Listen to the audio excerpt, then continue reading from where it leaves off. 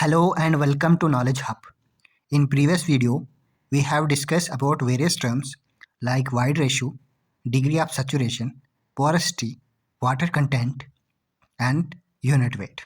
In this video, we will discuss about the method of determination of water content. Let's get started. Water content, as you know, water content होता है weight of water upon weight of solids के बराबर. Water content को पढ़ने से पहले हम देखेंगे जो साइल में वाटर होता है वो कितने टाइप्स का वाटर प्रेजेंट होता है. आप यहाँ पे देखेंगे वाटर में सॉइल में 4 टाइप का वाटर होता है. पहला वाटर स्ट्रक्चरली बॉन्डेड वाटर या इसको केमिकली बॉन्डेड वाटर बोलते हैं. दूसरी टाइप कैपिलरी वाटर, तीसरी टाइप एब्जॉर्ब वाटर और fourth type is gravity water. जो स्ट्रक्चरली बॉन्डेड वाटर या केमिकल बॉन्डेड वाटर, ये वाटर कंटेंट हम इसको फाइंड करने के लिए यूज़ नहीं करते हैं. Water content actually capillary water, absorb water या ग्रेविटी वाटर हमें बताता है किसी सॉइल में. इसका मेथड, सबसे पहला मेथड और most important method is oven drive method. Oven नाम से आपको पता चल गया होगा, इसमें ओवन का यूज़ होगा. ओवन ड्राइव मेथड जैसे आप देख सकते हैं, it is very accurate method. बहुत सही मेथड होता है. Temperature can be controlled. इसमें हम टेम्परेचर को कंट्रोल कर सकते हैं. It is laboratory method. इसको हम लैब में ही करते हैं, फील्ड में ये मेथड नहीं होता है. It is suitable for our types of soil. हर टाइप ऑफ सॉइल का हम वाटर कंटेंट इस मेथड से हम निकाल सकते हैं. मेथड कैसा करना है, आओ हम शुरू करते हैं. इसमें सबसे पहले एक कंटेनर लिया जाता है जो कि नॉन कोराइडेबल होता है. कहने का मतलब उसमें ना तो रस्ट लगी होती है, और जो सॉइल का सैंपल, क्योंकि हम सॉइल में वाटर मिलाएंगे यहाँ पे, उसी को तो वाटर कंटेंट हम चेक करेंगे, तो वो उसके साथ स्टिक नहीं कर दिया. ऐसा कंटेनर होता है हमारे पास. उसको वेट किया जाता है सबसे पहले, और उसका वेट W1 मान के चलते हैं हम. दूसरे स्टेप में हम मॉइस्ट सॉइल लेते हैं. मॉइस्ट सॉइल वो सॉइल होती है जिसमें वाटर हमने ऐड किया.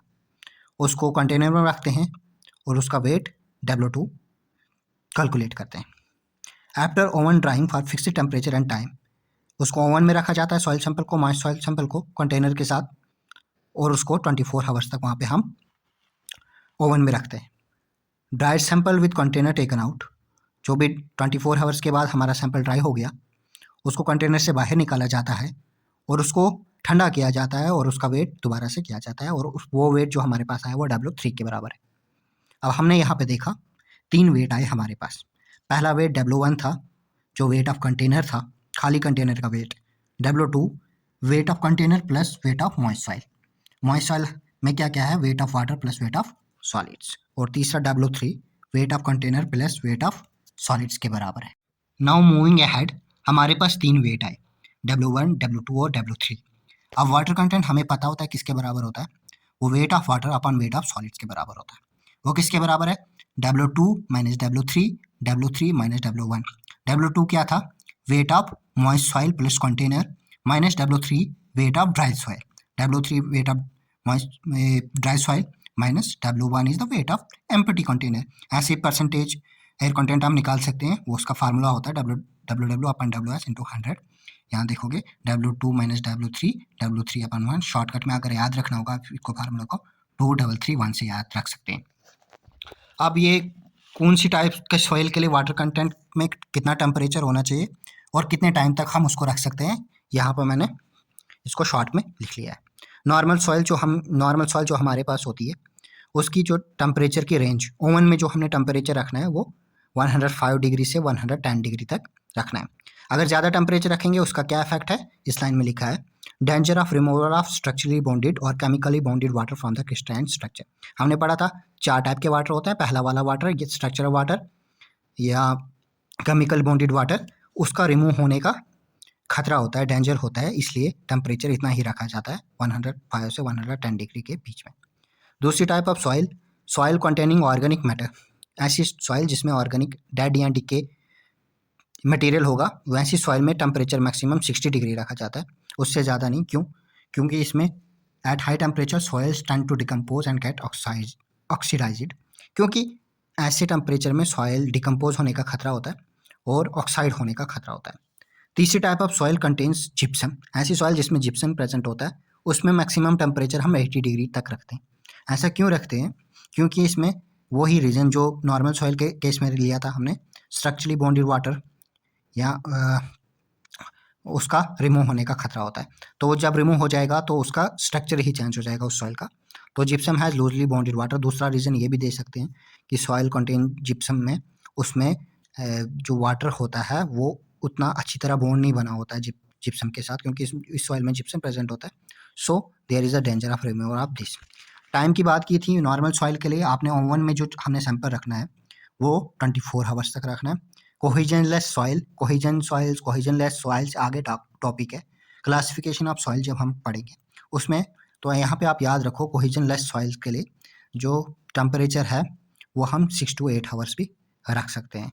For soil containing organic matter, ऐसी सॉइल जिसमें ऑर्गेनिक डेड या डिकम्पोजिट मटेरियल प्रेजेंट होगा, या जिप्सम या तो जिप्सम होगा उसमें, तो टाइम को हम इंक्रीज भी कर सकते हैं, 24 आवर्स से भी ज़्यादा लगा सकते हैं। इतने पॉइंट्स हैं ओवन ड्राई मेथड के। I think it is enough for 1 या 2 मार्क्स। तो इसमें मेनली टेम्परेचर या डेज के बारे में, या हम ये कौन सा मेथड है, लैब मेथड है या फील्ड मेथड, हमने पढ़ा लैब मेथड है, इसके आने के चांसेस हैं एग्जाम में। Another method for finding water content is pycnometer method. Pycnometer method देखने से पहले आप गूगल कर दीजिए व्हाट इज़ पिक्नोमीटर। एक कंटेनर टाइप का होता है, गूगल से आपको अच्छी तरह पता चल जाएगा पिक्नोमीटर होता क्या। जो ये पिक्नोमीटर होता है ये डिफरेंट साइज़ में हमारे पास अवेलेबल होता है, और जो मोस्टली यूज पिक्नोमीटर हम जो लेते हैं लैब में वो 100 ml का होता है।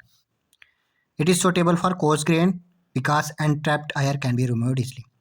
हमने देखा था oven dry method is suitable for all types of soil, लेकिन यहाँ पे ये खाली कोर्स ग्रेन सॉइल के लिए ही सुटेबल होता है, क्योंकि इसमें हम एयर जो इसमें अनट्रैप्ड होती है वो हम इजली रिमूव कर सकते हैं। स्पेसिफिक ग्रेविटी जो होती है सॉइल की यहाँ पे हमें पता होती है।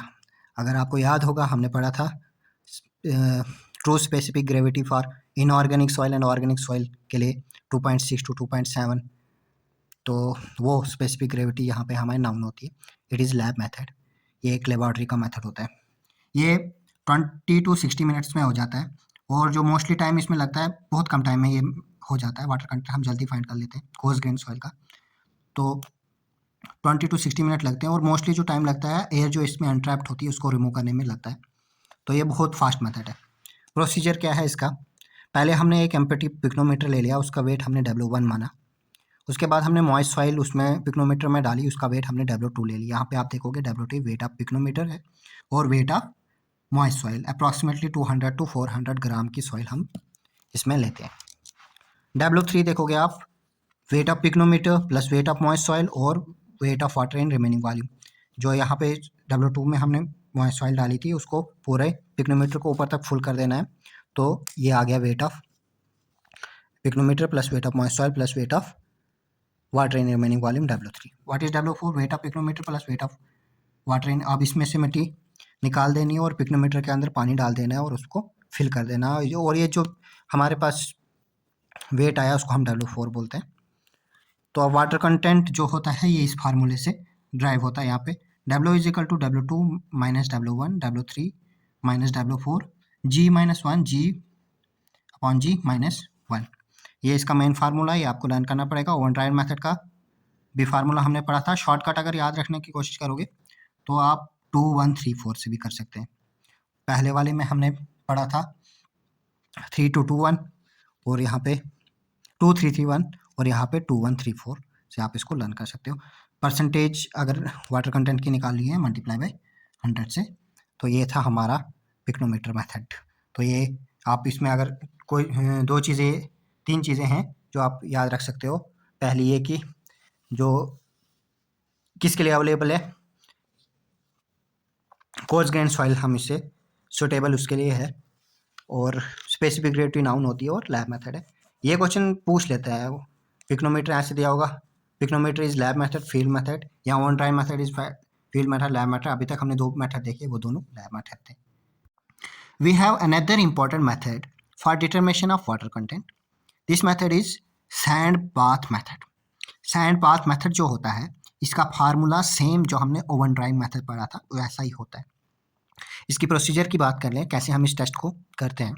इसमें एक कंटेनर होता है, उसका हम वेट लेते हैं जो कि नॉन कॉरिडेबल होता है, हमने पहले भी बोला था नॉन कॉरिडेबल कौन सा होता है, जिसमें वो सॉइल स्टिक ना कर पाए। W1 इसका वेट ले लिया, that is the wait of container.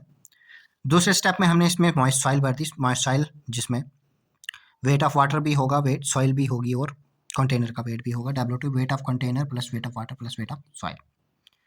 Sample with container heated by sand bath.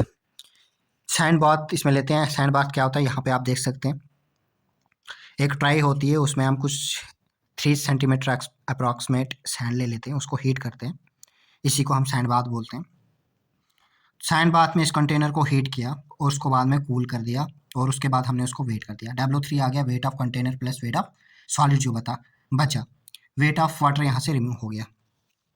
Water content as we know weight of water upon weight of soil, तो या solids W2 minus W3, W3 minus W1, 2331 जो oven dry method का formula था, same ऐसा ही formula इसका। Percentage अगर निकालनी होगी मल्टीप्लाई बाय 100। अब इसके कुछ पॉइंट्स हैं। ये मेथड जो होता है यहाँ पे आप देख सकते हैं, हमने नीचे स्टोव या बर्नर लगाया है नीचे से। ये ट्राई है, इसमें सैंड 3 सेंटीमीटर अप्रॉक्सीमेटली और बर्नर से इसको हमने हीट किया। अप्रॉक्सीमेटली 60 मिनट लगते हैं इस मेथड को करने में। बहुत फास्ट मेथड है, लेबॉर्ट्री मेथड है, तीसरा लेबॉर्ट्री मेथड, और ये बहुत फास्ट होता है। हमने देखा था पिक्नोमीटर को हम 20 to 60 मिनट में कर सकते हैं, ये भी अप्रॉक्सीमेटली 60 मिनट में होता है।